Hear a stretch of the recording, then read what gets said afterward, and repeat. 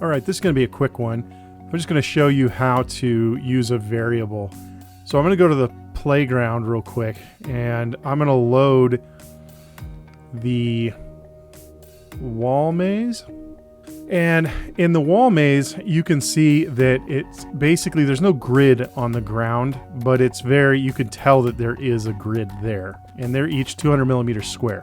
Knowing that, it's really going to help me get through this maze. I'm just going to make a program that quickly gets me through the maze to the end, okay?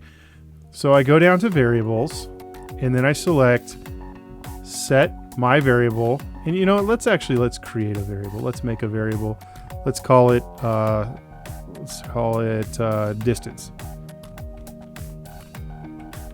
Distance. All right, now we have this variable called distance. Let's say set variable distance to 200. Now, when we go to the drivetrain and we say drive forward 4, we don't have to put in that 200. We can use the variables down here, the variable distance. All right, and that might seem like, why are we doing that when I could just type in 200? But I think that will be obvious here in just a moment. And actually, I'm going to change this. And I'm going to say distance. I'm going to use one of these operators, these green operators. And I'm going to use the multiplication operator. That's the asterisk. So I'm going to say distance times 1, because I'm going to go 1 block. Now I'm going to put in a turn. So I'm going to go back to drivetrain and say turn left 90 degrees.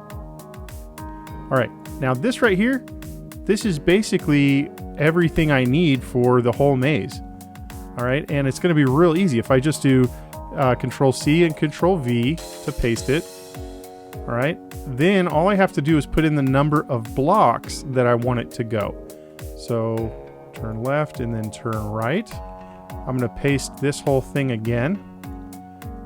All right, and then I want it to turn, or I want it to go 1 block and then turn left. So 1 block and then turn left. Okay, I'm going to paste again. And you know what? It would also be easier if I, if I labeled it like first leg, second leg, third leg. But for right now, I'm just going to go this way. So it's going to go forward for 1, turn left, forward for 1, turn right, forward for 1, and turn left. All right, let's just, anytime you can just push play to see where you're at. All right, so there it goes. I can see these green things. Ooh, that's interesting. Let's reset this. Okay, part of this whole thing is trial and error, right? So it looks like 200 might not quite be enough.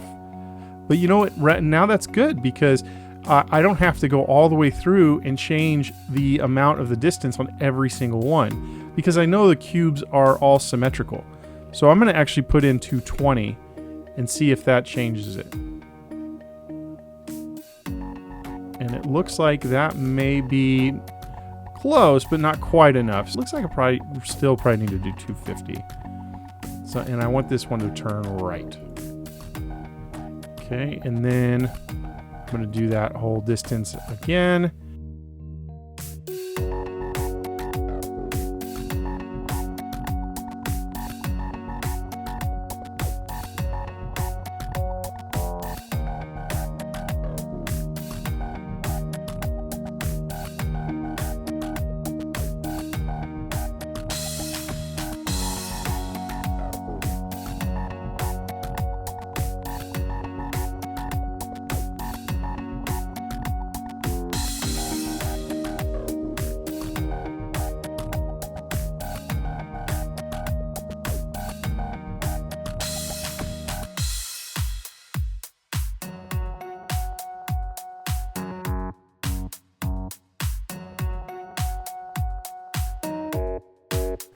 It'll go 1, 2, 3. So forward for 3.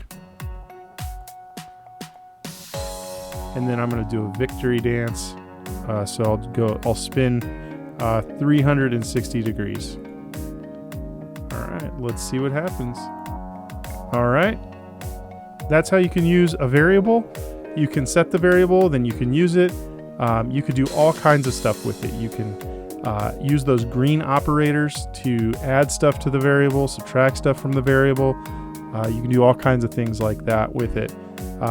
So this is just supposed to be a very basic introduction to using variables, all different kinds of things you can do. All right, hope you enjoyed this.